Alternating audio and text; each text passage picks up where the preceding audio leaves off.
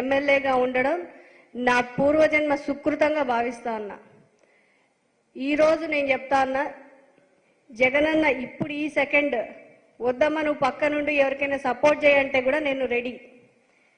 అంతేగాని మీ ఇష్టం వచ్చినట్టు జగనన్నకి నాకు దూరం చేసే విధంగా మీరు ఎలాంటి వాళ్ళంటే కడుపులో ఉన్న బిడ్డకి తల్లికి కూడా గొడవ పెట్టే రకాలు మీరు అలాంటి ప్రచారాలు చేస్తారు.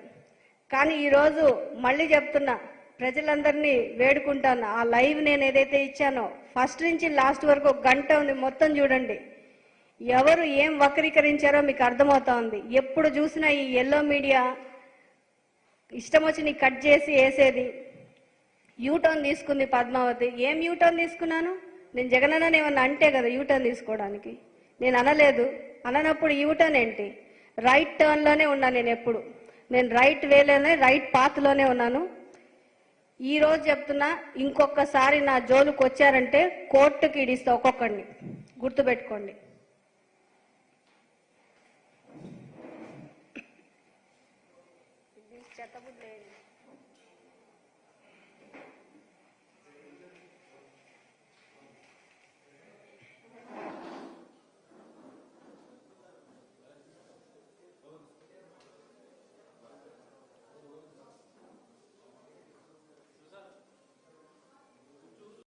The media almost 1 full day